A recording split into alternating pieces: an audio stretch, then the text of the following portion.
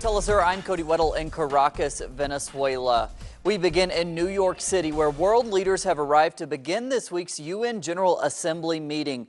The talks will focus on Western plans to use heightened military force against the Islamic State group in Iraq and Syria, as well as the Ebola outbreak in Africa and the crisis in Ukraine.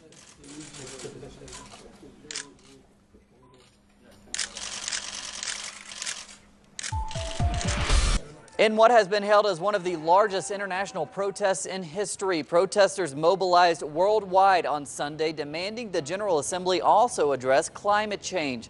Marchers gathered in 161 countries for the People's Climate Summit. They hope to grab the attention of the United Nations and bring environmental issues to the forefront. Protesters from Brazil to Colombia and from India to London saw almost 300,000 people. That's in addition to the 600,000 protesters in New York pressing world leaders for action. And during the march in New York, teleSUR English caught up with activist and author Naomi Klein, who spoke about the need for social and economic change to address the problem of global warming.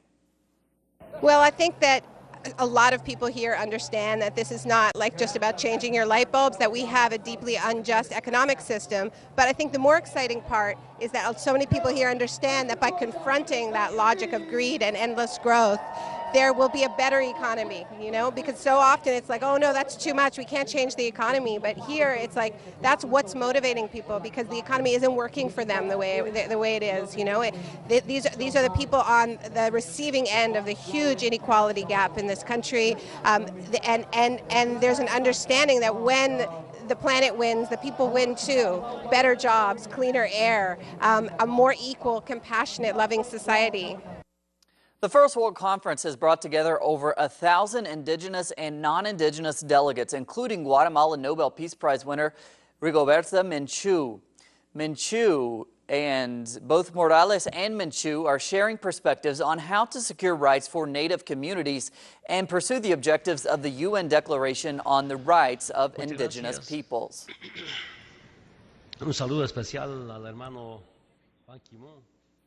In Latin America, residents of Mexico's Baja California continue to endure power cuts and food shortages a week after Hurricane Odile devastated the area. The Category 3 hurricane killed 4 tourists, prompted the evacuation of tens of thousands, and caused $1 billion worth of damage. Several popular tourist destinations are also facing water shortages, and some people remain stranded. The government has deployed 8,000 troops to help in the recovery. Venezuela will invest in housing projects following new economic agreements signed with China. The $2 billion addition in the Chinese-Venezuela fund, worth around $40 billion in total, will fund the nation's public housing program as well as the urban renewal program. Termed Barrio Nuevo, that mission renovates existing houses and neighborhoods. President Nicolas Maduro has pledged to build and/or overhaul 6 million homes by 2020. And taking a look at world news, today Ukraine's military has begun pulling out of eastern regions as President Petro Poroshenko says Ukraine will not win there through military means. As a condition of the ceasefire agreement, heavy weapons are being pulled back 15 kilometers from the front line of the fighting between government troops and separatist militants. Ukraine officials say morale is low among troops as they feel they are conceding to the breakaway of parts of the country. Residents in those sections of Ukraine speak Russian, and many there say they don't feel represented by Kiev. I underline that it is impossible to win the war in the cities of Lugansk and Donetsk by only military means. The ceasefire between Hamas and Israel is soon set to expire. For what this could mean in Palestine, we go to our correspondent, Noor Harazin.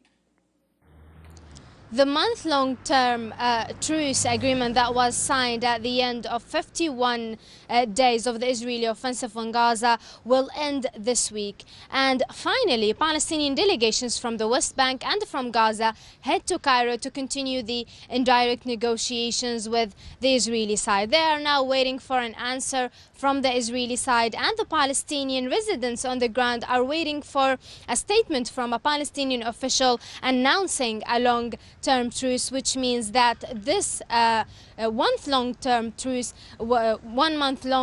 truce is gonna end without any escalation from the Israeli side or from the Palestinian side. At the same time, the news of Egypt banning students and Palestinians from traveling to certain countries such as Libya, Qatar, Iran and Turkey. This news is threatening the life of many Palestinians, especially those who are students in universities in these countries. These countries are known of easing the travel for Palestinians and their entry to their countries. They are also known for easing the studying of the Palestinian students and their universities. And most of the people who left Gaza through Egypt are traveling to these countries to continue their studies and the new semesters. However, now Egypt is holding all of these students in their airports, banning them from traveling to these countries. And officials here are trying their best to try to solve this problem with the Egyptian government. A close ally of the Army chief has been chosen to head the country's controversial intelligence agency. Rizan Akhtar will head the Inter-Services Intelligence starting in October. The agency has previously been accused of ties to the Taliban and tampering with the country's politics. More on those stories and others at our website, telesurtv.net/English. For teleSUR English, I'm Cody Weddle.